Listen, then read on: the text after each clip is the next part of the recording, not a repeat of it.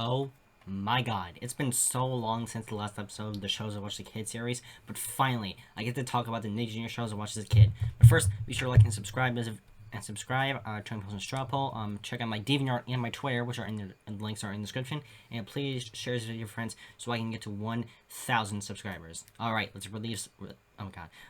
relive some nostalgia. Alright, first up is Wubsy. Wubsy is a yellow gerbil creature. We don't really know exactly what he is. And he lives in a tree. He likes to play and he's got a busy tail and he likes it that way. Widget is Wubsy's pink rabbit friend who likes to build. She has a hammer and like a saw and her toolbox is filled. Walden is Wubsy's purple Australian bear friend who is really smart. He knows a lot about science and books and art. And if you didn't know, I just indirectly said the lyrics to the Wow Wow Wubsy theme song. Just look up Wow Wow Wubsy theme song and you'll see exactly what I was trying to do, you know?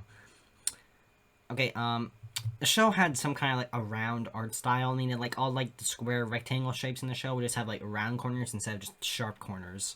I don't really, probably because it's being flash animation. That's kind of like the only way I can really describe it, you know? Alright, basically, the show usually had Wubsy messing up from time to time and trying to, like, fix the mistake he made. Sometimes they would stray away from Wubsy messing up and, like, made episodes rolling on Widget and Walden. There were also two Wow Wow Wubsy movies in 2008 and 2009, respectively, that got made for whatever reason. Did they have to exist? Probably not. Well, anyway, Wow Wubsy gets a 4 out of 5. Up next is Go Diego Go. Go Diego Go is kind of like a spin-off to Dora the Explorer, and here and that you'd think it might be a bad show, but it's actually pretty good, not gonna lie. So for context, Diego is Dora the Explorer's cousin, but, you know, less annoying. While Dora's in her own world, going places weird and creepy without a care in the world at all, Diego's an animal rescuer who helps animals that are in danger in a vast and expansive jungle. Diego also has an older sister named Alicia, but we don't really care about her, and a baby jaguar named Baby Jaguar. I'll explain in a second. The episodes were all unique with each episode featuring a different animal, and the animal featured would just be named the animal that they were, with some exceptions. Okay, so crocodile would just be called crocodile, and antelope would just be called antelope. Okay, well sometimes they give the animals legit names, but like most of the time they don't do that. There were also like these like two little monkey like characters named like the Bobo brothers, and usually they'd be causing trouble like about like every episode, and these two are like the worst apologizers ever. They just go sorry and then they just freaking bail on you. that's not an apology. That's just like you're saying, oh sorry bruh. He was like, oh sorry bro, but you have to clean up some mess.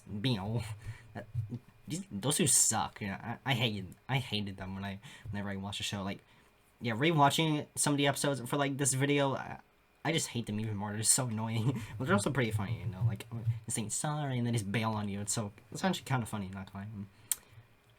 Okay, one episode that gave me nightmares back in the day was titled Diego and Porcupine Saved a Pinata.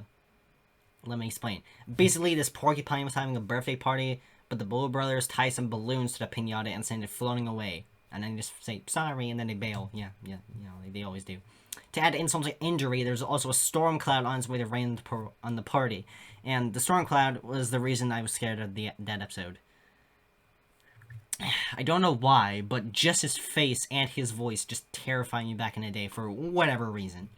To be honest, considering that I was the kid who wasn't scared of Hector from the Thomas Jones episode, Hector the Horrid, it's kind of weird how this scared me, you know?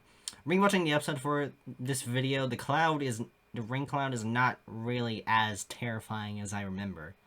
I don't know, maybe I just had a weird imagination like when I was a kid. If anything, it's kind of derpy when talking. He's like, watch out everyone, I'm full of rain. Like, how was I scared of that? I don't know, maybe I was just a wild child back in the day, I don't know.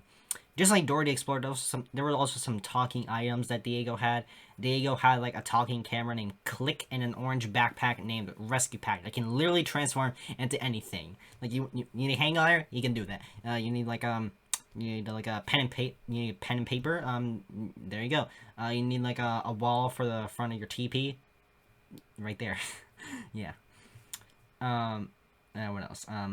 Something I learned while looking back on the show on Wikipedia is that Diego was voiced by the Jake T. Austin for the first 3 seasons of the show. That's pretty insane.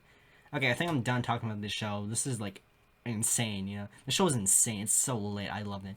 Go Diego Go gets a 5 out of 5. Alright, next up is Yo Gabba Gabba. You probably heard about the show. Basically, it's about these 5 characters named Muno, Fufa, Broby, Tootie, and Plex. Just having some fun around each episode. Each episode starts out with this guy named DJ Lance Rock. You know, you probably are in the orange, like, fuzzy guy, you know. Who takes out all the characters as a briefcase and puts them into the designated areas on the main stage, meaning that all 5 of the characters are living in some sort of magic simulation, even though they're all kind of aware of DJ Lance's presence. And sometimes they'll just like wait for everyone to be like, hey, what's up, DJ Lance? And they'd be like, DJ Lance would be like, yeah, bro, you're not supposed to talk to me, by the way, but whatever. Plex doesn't even really have an area. He's just like in the middle of 2 areas right on the line. It's probably because he's a robot, and robots don't really need so much of like a habitat, to be honest. Like, that kind of makes sense. There were some segments in the episode to like fill in for time, like a knock knock joke segment, or a lesson of the day segment, or a child story time segment. There was some special guests that will appear in the episodes, and the amount of guest characters is insane. Weird Al Yankovic, the Aquabats, Andy Samberg, Tony Hawk, Jack Black, Paul Williams, Elijah Wood, Sarah Silverman, and Bill Hader. You gotta be kidding me. Also, apparently Muno was in a 2010 commercial for a Kia Sorento and Super Bowl 44, which is weird. Just something for you to know about. There's like a whole lot to take into this show. It's really weird, but I kind of like it. Yo Gabba Gabba gets a 4 out of 5. It's not perfect, but it's also pretty good. I don't know why I said that. Julius Jr. is up next, and let me say this. This show gets way too much hate. Like, Jesus.